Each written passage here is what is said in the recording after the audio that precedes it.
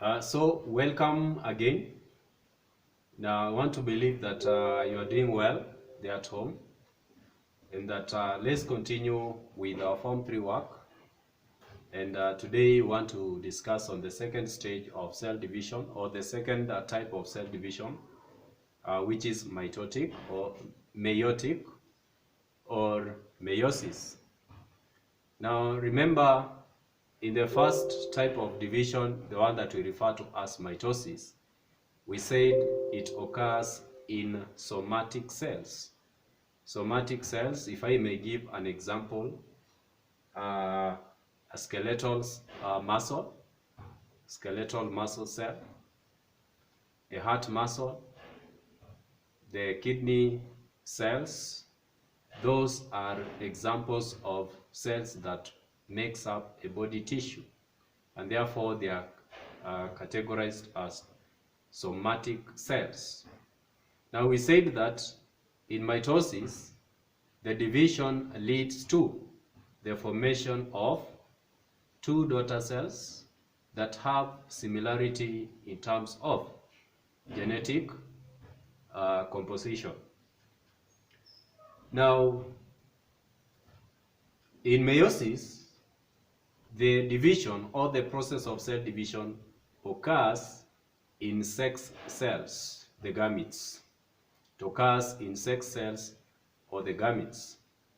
And remember, the gametes are formed in special organs we refer to as gonads.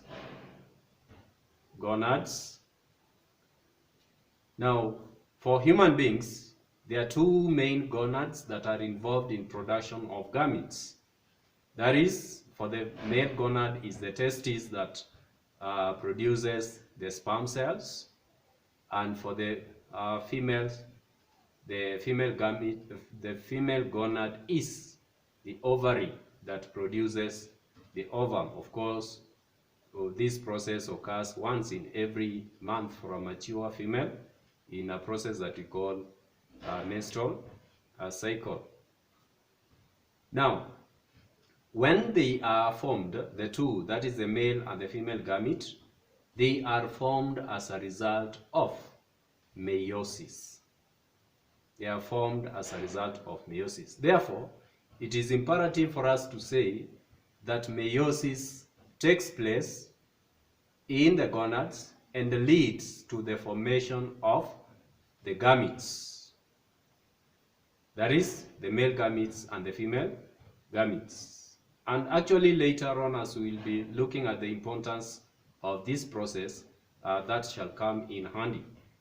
Now, the process of meiosis, unlike mitosis, occurs in two stages.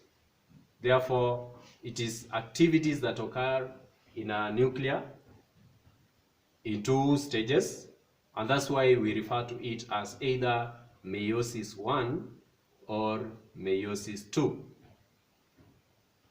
Now, in meiosis 1, it involves the separation and reduction of the number of homologous chromosomes. Separation and reduction of the number of homologous chromosomes. And that's why sometimes meiosis 1 is referred to as a reduction division, or a halving process, because at the end of it, the number of chromosomes will have been halved. Now, if you may look at the diagram that I have here, the process starts with a diploid cell, that is a body cell. It undergoes a replication, that is the homologous chromosome doubles up. That is the process of getting an exact copy of another type of homologous chromosome. For example, if we mention a case of human beings, we know we have a total of 46 chromosomes. Remember, 23 as the haploid status and 46 as the diploid status. And 22 sets are found in the body cell, whereas a pair is found in the sex cell, either a sperm cell or the ovum.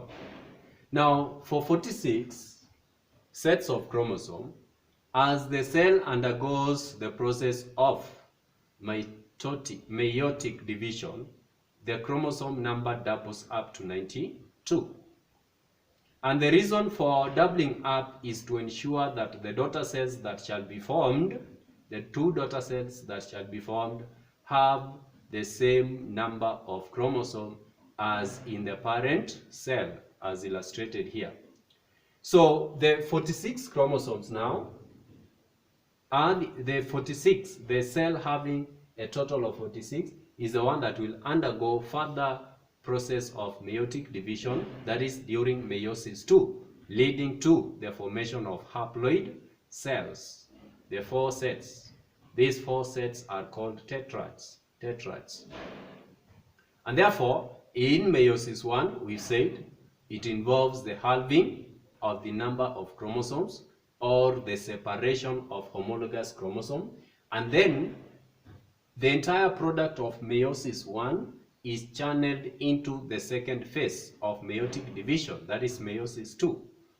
And therefore, in meiosis 2, there will be separation of sister chromatids, so that at the end of it, there are 4 daughter cells that are formed, and each of the 4 daughter cells has a haploid, or half the number of chromosomes as was seen in the parent cell.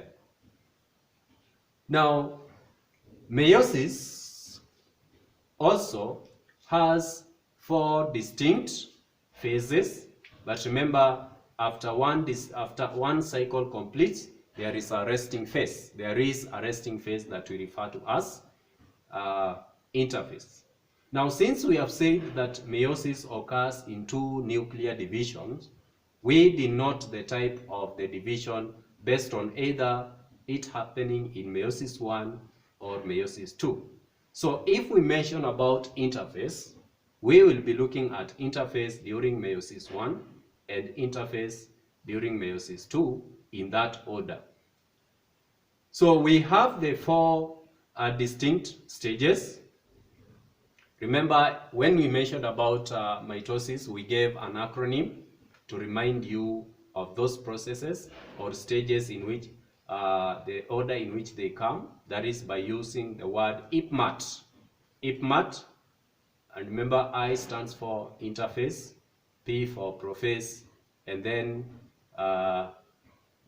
M for metaphase, A for anaphase, and T for telophase. Now, at interphase, the process or the cell is at the preparatory stage. And therefore, let's look at what happens to the cell and the behavior of the chromosome during interphase.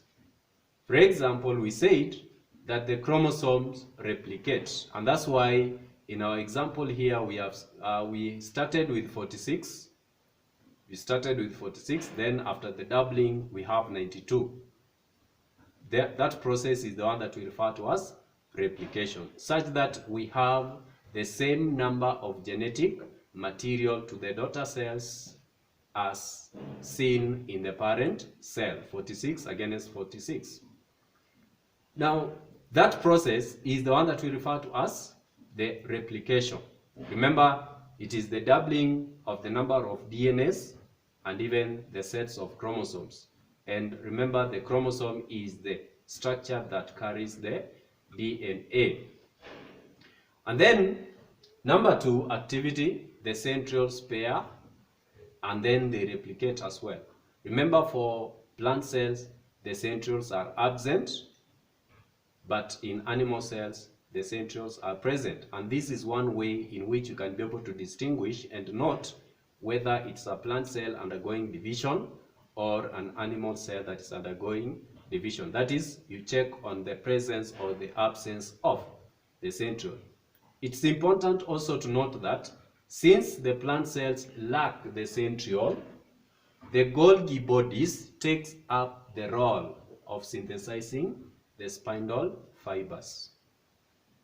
I repeat, that since the plant cells lack the centriole, the Golgi bodies, remember the Golgi bodies are some of the structures or organelles that also form during interphase. They form more, and therefore they constitute or they lead to the production or the formation of the spindle apparatus or spindle fibers. Sometimes we call them microtubules, and that's not so important.